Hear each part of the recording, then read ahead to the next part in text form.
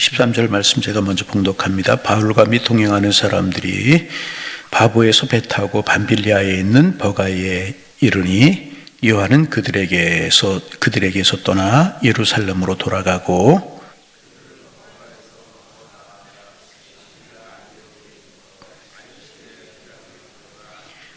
율법과 선자의 글을 읽은 후에 회당장들이 사람을 보내어 물어 이르되 형제들아 만일 백성을 권할 말이 있거든 말하라 하니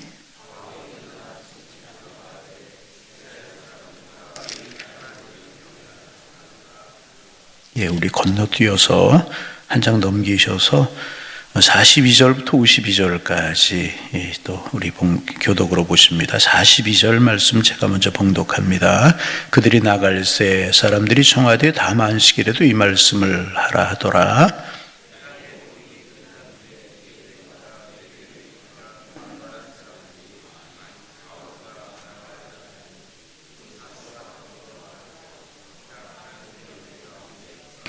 그 다음 안식일에는 온 시민이 거의 다 하나님의 말씀을 듣고자 하여 모이니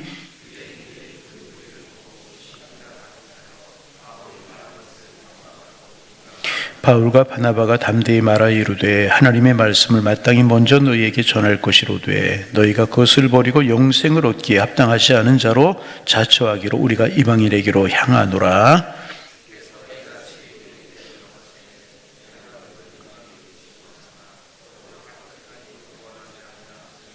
이방인들이 듣고 기뻐하여 하나님의 말씀을 찬송하며 영생 주기로 작정된 자는 다 믿더라. 이에 유대인들이 경건한 귀부인들과 그 신의 유력자들을 선동하여 바울과 바나바를 박해하게 하여 그 지역에서 쫓아내니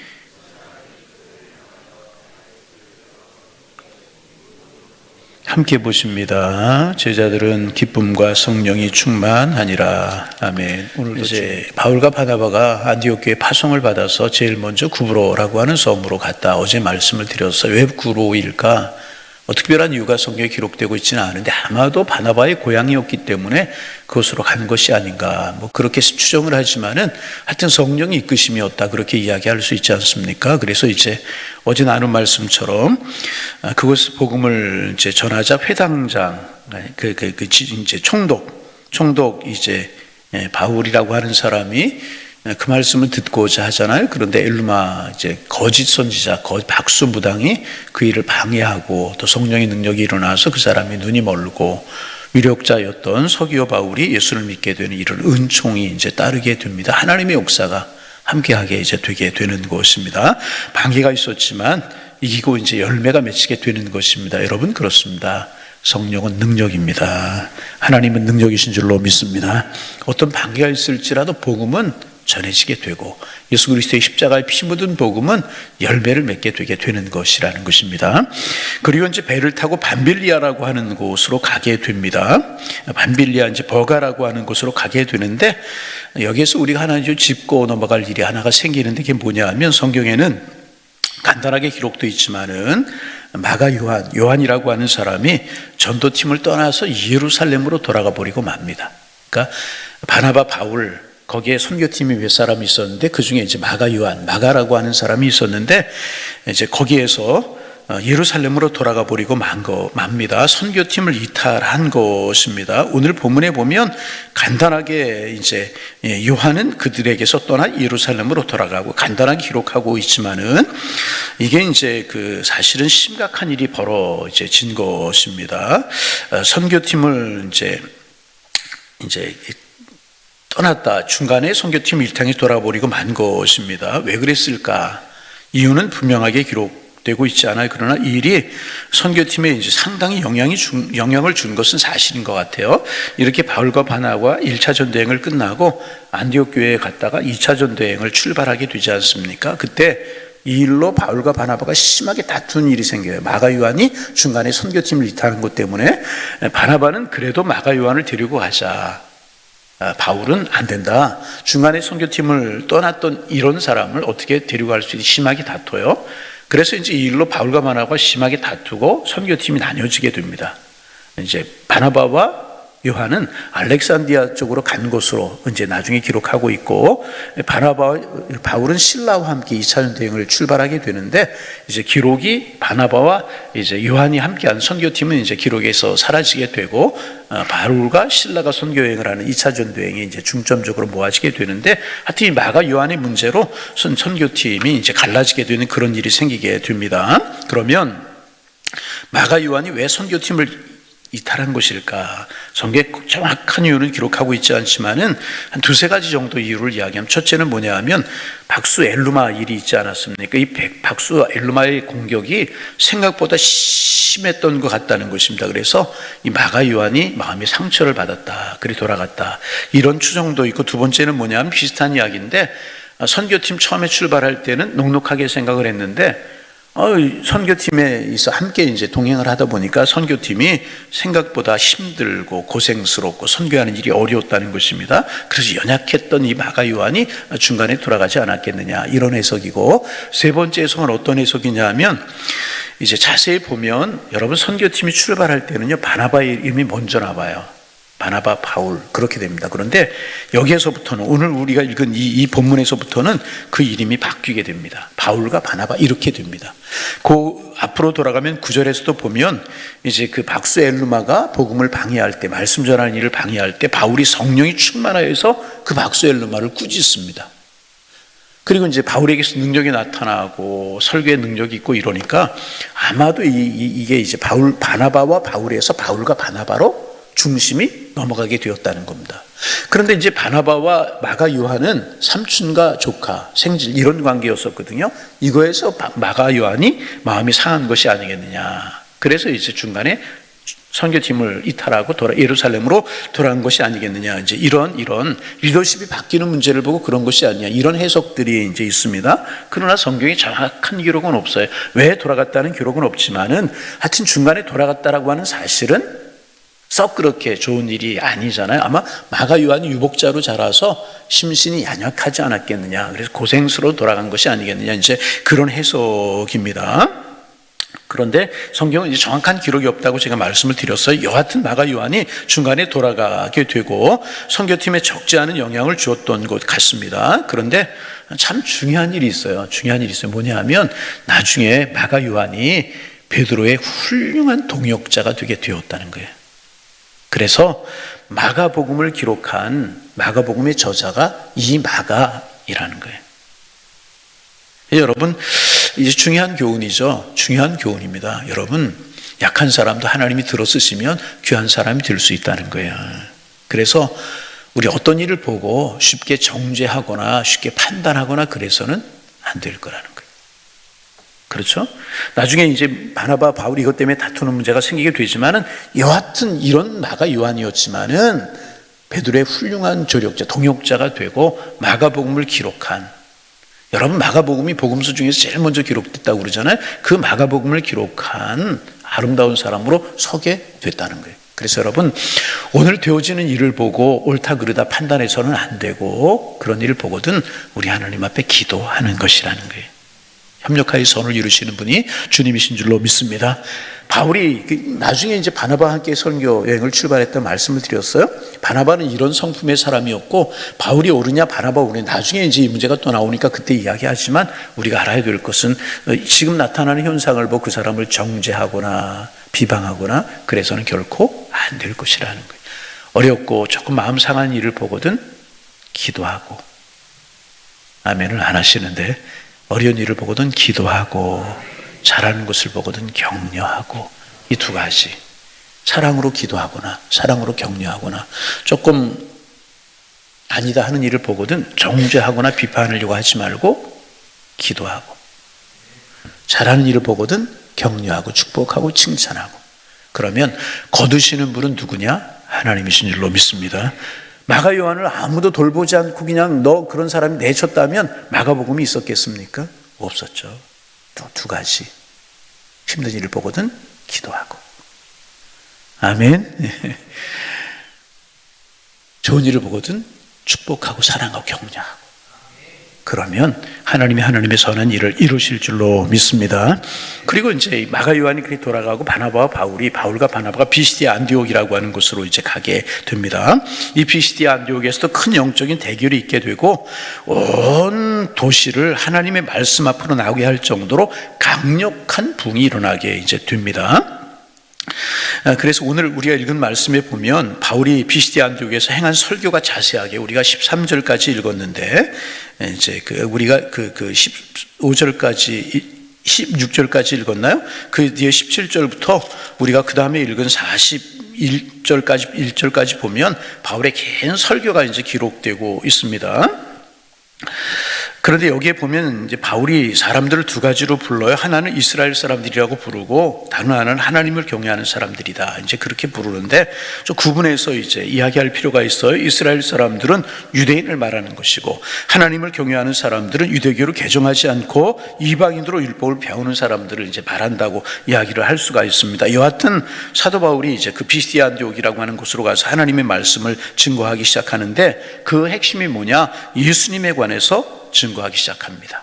그리고 예수님에 관해서 바울이 증거하면서 세례 요한으로부터 증거하기 시작을 합니다. 왜냐하면 유대인들이라고 하면 거의 다 세례 요한에 관해서 알았기 때문에 세례 요한부터 이야기를 하기 시작하고 세례 요한이 증거하는 분이 바로 예수님이다.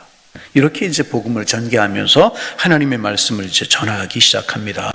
그런데 유대인들과 관원들이 예수님을 알아보지 못하고 십자가에 죽였다. 그런데 하나님께서 그분을 사흘 만에 다시 살리셨고 이 모든 일이 성경에 기록된 대로 그대로 이루어진 것이다. 이제 이렇게 이야기하면서 사도 바울의 긴 설교가 이루어지게 됩니다. 그리고 사람들이 바울의 설교에 큰 은혜를 받았던 것 같아요. 그래서 어떻게 하냐면 42절을 같이 한번 읽어봅니다. 42절 읽어봅니다. 그들이 나갈새 사람들이 청하되 다음 안식일에 이 말씀을 전하라. 그 말씀 우리에게 또 들려주십시오. 그렇게 요청을 한 겁니다. 여러분, 우리의 마음속에도 이런 마음이 있기를 소망합니다. 내가 하나님의 말씀 듣기를 원합니다. 이런 열망이 우리의 마음속에 있어야 이제 될 것입니다. 이제 그리고 44절을 읽어보겠습니다. 44절 읽습니다.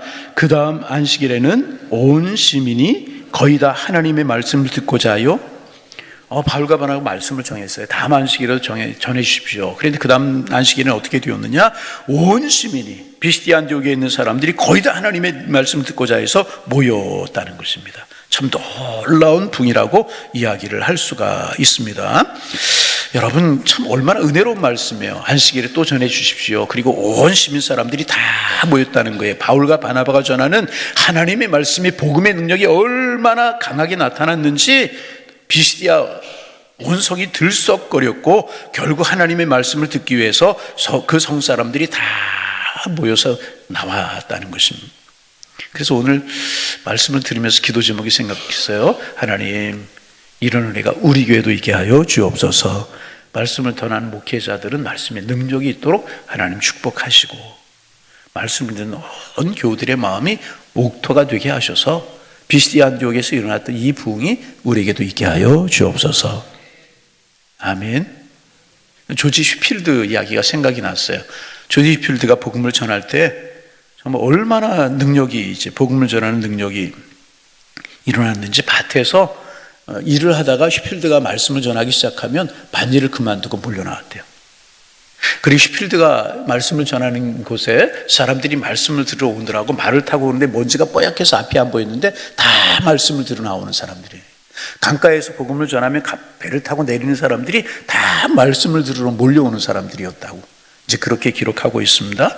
마음속에 그래서 열망이 생겼어요. 하나님, 저를 비롯한 우리 교회 목회자들이 말씀을 전할 때마다 이런 은혜가 있게 하여 주옵소서. 듣고 싶은 열망이 일어나고 성도들의 마음속에서는 정말 옥토가 되게 하셔서 이런 말씀의 부흥이 일어나게 하시고 한국교회도 이런 은혜가 있게 하여 주옵소서. 가끔 TV를 보면은요, 가수들이 노래하거나 연예인들이 나와서 무엇을 하면 사람들이 막 구름대처럼 모여가지고 열광하고 소리를 지르는 이런 모습들을 볼 수 있어요. 인기 있는 사람들이 와서 이야기를 하고 그러면 그런 모습들을 보면서 하나님의 말씀은 생명인데 하나님의 말씀은 능력인데 오늘 아침에 무슨 이야기를 해도 아멘을 안 하시기로 작정해. 하나님의 말씀은 능력이고 생명인데 이런 하나님의 말씀이 증거될 때 저런 은혜가 있어야 되지 않을까. 세상 노래, 세상 것들 저렇게 열광을 하는데 하나님의 말씀 듣기 위해서 하나님의 말씀 선포될 때 저런 은혜가 더 많이 일어나야 될 텐데. 아멘. 그런 마음이 어떨 때는 부끄럽기도 하고 죄송스럽기도 하고 어떨 때는 참 그런 마음이 들 때가 있어요. 여러분, 이런 말씀의 부흥이 한국교회 위에 우리 교회에 일어나기를 소망합니다. 바울과 바나바가 비시디아 안디옥에서 복음을 전했더니 다음 안식일에 또 말씀을 전해달라고, 그리고 그 다음 안식일에 말씀을 전해 온 성 사람들이 다 몰려 나왔다는 거예요. 하나님, 우리 교회 위에, 한국교회 위에 이런 은혜가 있게 하여 주옵소서. 오늘 아침에 우리가 기도할 때 꼭 우리가 이 기도 제목 가지고 기도하는 우리가 되기를 소망합니다. 참 얼마나 은혜가 되는가 하는 생각을 하게 되는 것입니다. 그런데 여러분, 그럼에도 불구하고 항상 반대하는 사람들이 있게 마련이에요.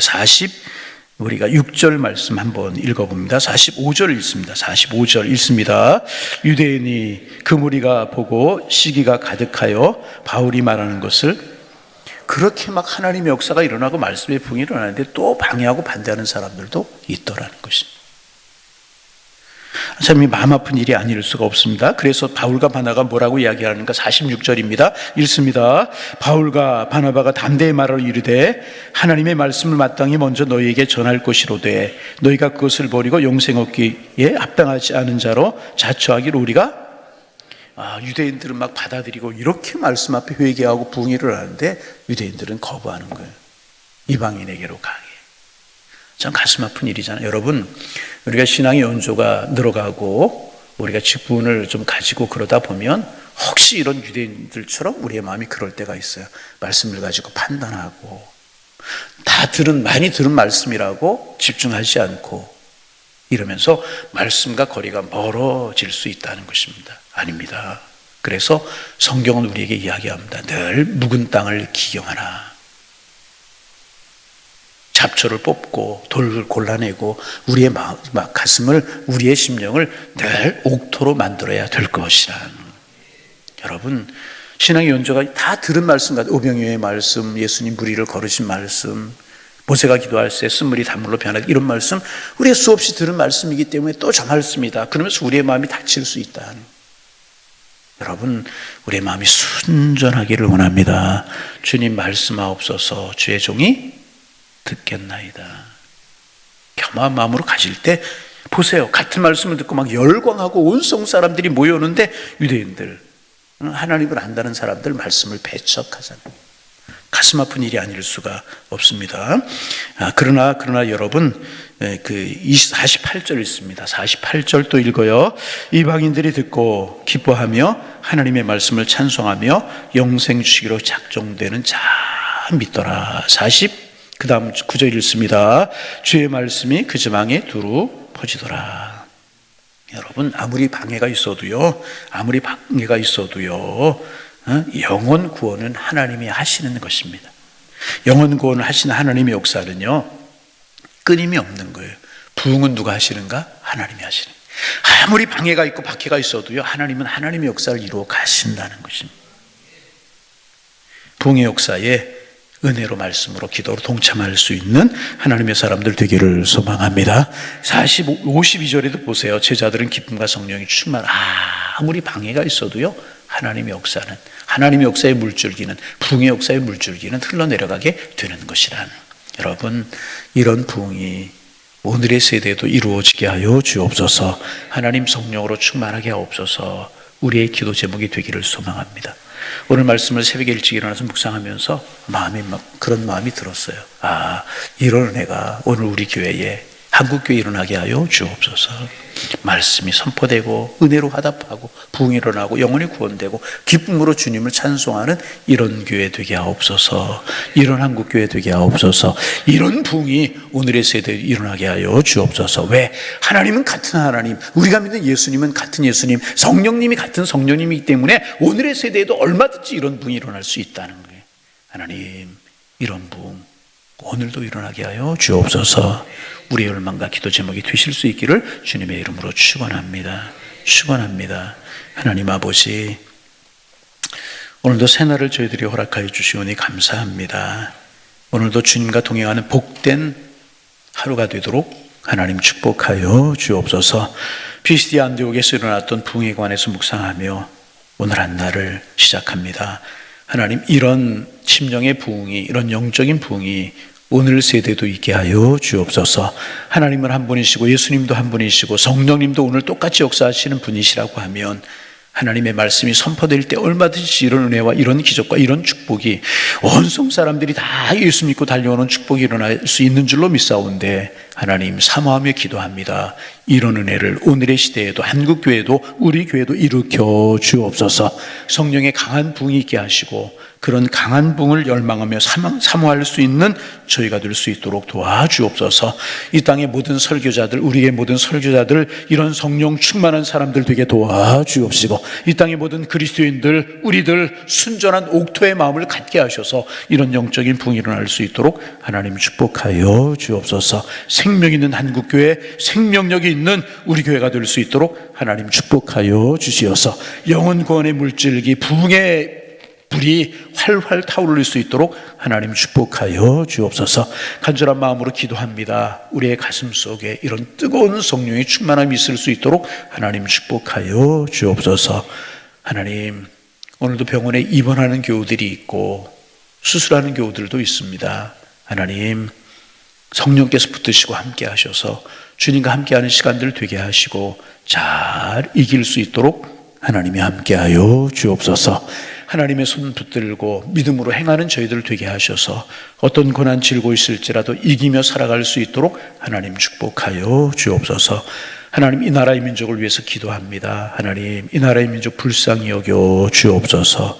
하나님을 두려워하는 마음들이 마음속에 일어나게 하시고 하나님, 한국교회가 깨어 기도할 수 있도록 도와주옵시고 역사를 이끌어 가시는 주님의 손길을 보도록 주님 함께하여 주옵소서. 오늘도 우리 항일의 성도님들 어느 곳에 있든지 주를 바라보고 주와 동행하며 아름다운 성령의 열매들이 삶에서 맺혀지게 하시고 선으로 이끌어 가신 하나님의 축복을 볼 수 있도록 하나님 함께하여 주옵소서. 주님의 사랑에 감사해서 선교임을 드린, 새벽 시간에 선교임을 드린 손길이 있습니다. 그 마음 받으시고 기도의 제목 흠양하여 주옵소서. 감사하는 그 마음에 감사의 일들이 더 많이 생겨날 수 있도록 하나님 축복하여 주옵소서. 예수님의 이름으로 기도하옵나이다. 아멘.